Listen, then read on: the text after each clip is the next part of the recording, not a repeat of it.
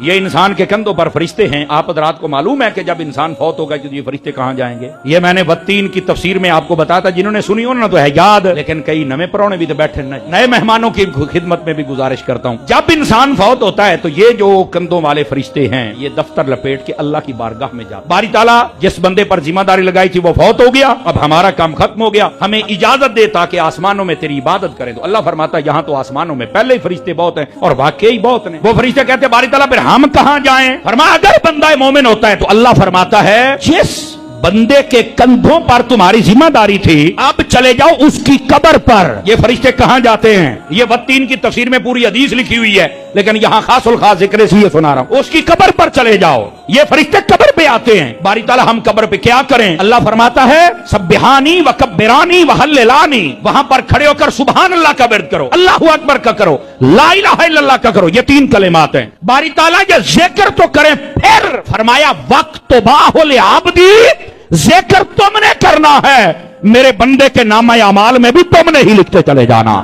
یہ فرشتے قبر پہ آتے ہیں. قبروں پر نہیں جانا چاہیے جی, وہاں چل کے دعا نہیں کرنی چاہیے, درود او میں کیا کھلو کھلو او جلیو تھوڑا جا ڈکی اللہ دا نا ہی جلی تھوڑا جا کڑے مسئلے پہ گئے. کملی بلا تو پڑھ تو صحیح قرآن و حدیث ہے. مرنے والے کی قبر پر اگر فرشتہ آ سکتا ہے, ایمان والا نہیں جا سکتا ہے. کمال ہو گیا یار. اگر قبروں پر نہیں جانا تھا, 15 شعبان کی رات نبی پاک صلی اللہ علیہ وسلم آپ کیوں گئے تھے بقی والوں کے پاس؟ نبی پاک ہر سال احد والوں کے پاس کیوں جاتے تھے؟ نبی پاک اکثر نماز کا سلام پھیرتے سیدھا بقی میں جاتے تھے. خدا کا خوف کریں یار, کمال والی بات ہے. آج اعلان ہوتا ہے, یقین کریں ایسے مولویوں کو بھی اللہ تعالیٰ شرم دے دے, حیا دے دے, جو کہتے ہیں نہیں درود نہیں ہونا چاہیے, قبر نہیں جانا چاہیے, قبرستان نہیں جانا, فلاں دفن ہو گیا مر گیا چھڈو پرے. وہ گوڑے ہو ہن جدو اب می ہوندا ہے نا می, پھر اعلان کر دے جے بارش زیادہ ہو گئی ہے, قبراں ڈھہ پئیاں نے تے چل کے ویکھ لو. میں کہ مولویو جے پہلو ہی تسی اعلان کیتا ہوندا کہ قبرستان جایا کرو, مولا علی نے حدیث روایت فرمائی ہے جڑا بندہ ہر جمعے اپنے ماں پیو دی قبر نو ویکھدا ہے, اللہ تعالیٰ فرشتیاں نو کہندا ہے اے دی زیارت کرو, اے اپنے ماں باپ دی زیارت واسطے آندا ہے.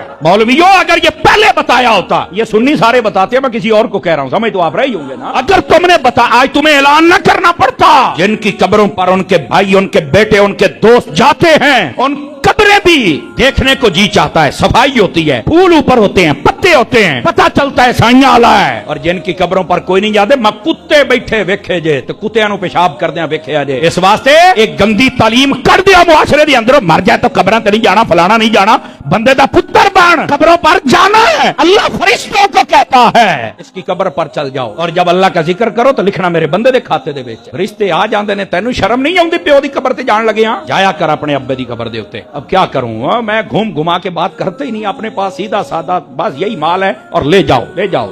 اپنی اولاد کو بتایا کرو جب میں فوت ہو جاؤں میری قبر پہ ضرور آنا. تینوں لگے گا پتا بعد دے. حضور نے یعنی قبروں میں ہے تو پتہ نہیں چھڈو پرے مر گیا نے. اور حضور نے یہاں تک فرمایا جب قبرستان جاؤ کسی قبر نہ ٹیک لا کے نہ بوی, اور فرمایا قبر کے اوپر پاؤں نہ رکھنا. حضور وجہ حدیث ہے, فرمایا ویچ والے نو تکلیف ہوندی, اے دا مطلب ہے ویچ کاشا ہے تے جے پیر رکھن دے نال تکلیف ہوندی ہے, میں اللہ دی قسم چوک کے کہنا قرآن پڑھن دے نال سکون بھی ہونا ہی.